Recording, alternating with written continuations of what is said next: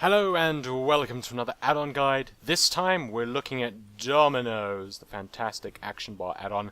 This is my shaman, whom I have not played in a very long time, and as you can see his bars are a mess, and they are dominoes. So we're going to go and have a look at how you go around configuring the stuff.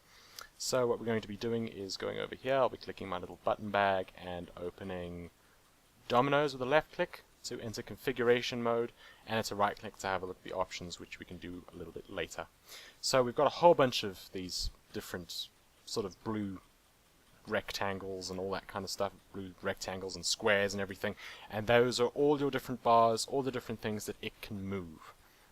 So let's go through it. Roll: when items come up in a group, you have to roll need, greed, pass, that kind of stuff. Roll is the window where it's going to be popping up, so wherever you move that is where your rolls should be coming up. So you'll have to watch that when it comes up. You can put it in the middle of your screen if you don't notice, or you can put it off to the side if you don't really care, or if you know that you'll notice it there anyway. Totally up to you where you want to put it. And then you've got encounter. Now, if I remember correctly, encounter, when you enter some of those fights, you'll notice that you get one of those weird energy bars sort of at the top of your screen or wherever it decides to show up, or the bottom of your screen, showing how far you are progressing something, how much energy something has, or something very, very important in the encounter that you do need to see, and that's what this bar is, so you can move that wherever you want to have it. Extra, this is your extra action button. You know, when you get one of those weird little extra spells in an encounter, maybe you pick up a hammer in the brewery dungeon, and that will be your extra button that you can use to use that hammer and swirl around and kill some rabbits.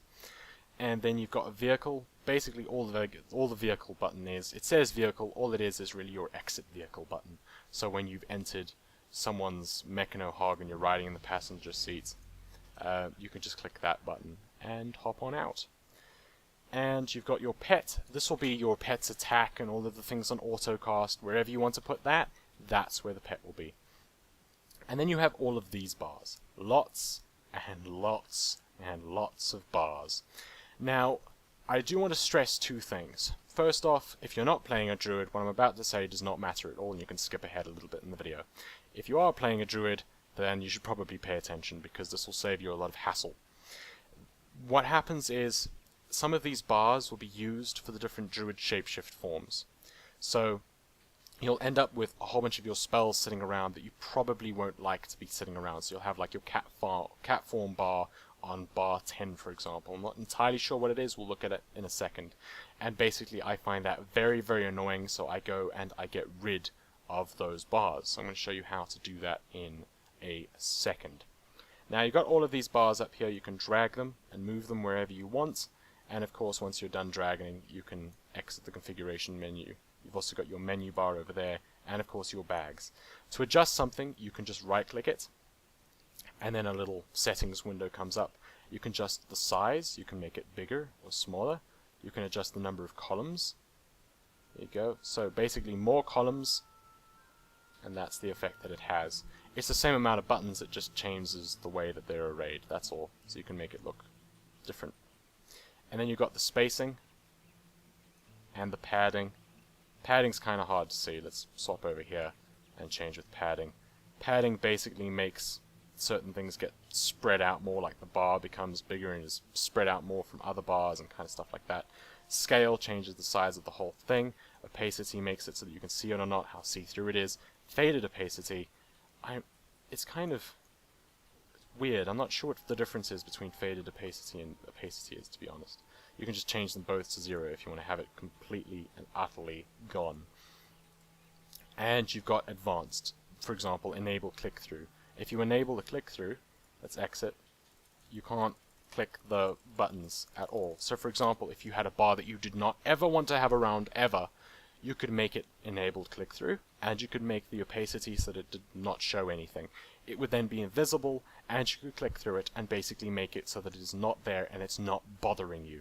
That's the whole point of that, and that's one of the things we'll be using with the druid bars, and you'll be using that to be able to make the druid bars that you don't want. You'll make them invisible, really, really small, and you will just basically make them non-existent, and that's the benefit of being able to use that. And now we're going to head on over to the Dominos options. And you can also use shift left click, and then you enter binding mode. You can hover over a button press a button, and then it will bind that key to the button that you've just had your mouse hovering over, which is a nice way to keybind stuff. But let's not do that right now. And then you can right click to open up the option things. And then you can configure the bars by clicking that, but you already have a shortcut for that, not really needed. You can bind the keys, which will do the same thing, configure for your key bindings, and then you've got a whole bunch of different things. If you want to show the empty buttons and just not have a blank space and see-throughness, then you can click this button over here, and you can show macro text or hide it, up to you. And you can show tooltips, you can show empty buttons, you can show all those kinds of things, and you can click this plus sign to open up the main thing, which is your profiles. So what the thing is with Dominos is you can set it up per character, per class, you can have different profiles for a whole bunch of different things, or you can just set it up once and copy everything every time. Or maybe, for example, your Pally and your Priest have to have their bars set up identically. You can just copy and not have to worry about setting it up. So for example, let's say Voodoo Shift, who is in fact my Druid, I can just select copy and bam, everything has been set the way that it is set up on Voodoo Shift. And that is how my bars are now arrayed. And I'm done. So if I wanted to log an alt, I could just select one of my mains, copy, bam, I'm done. And now we can have a look at how to set it up for Druids. Enter the configuration window. So let's have a look at what bars I have completely invisible. Whoops. Go away. They stick, so you have to move them a bit.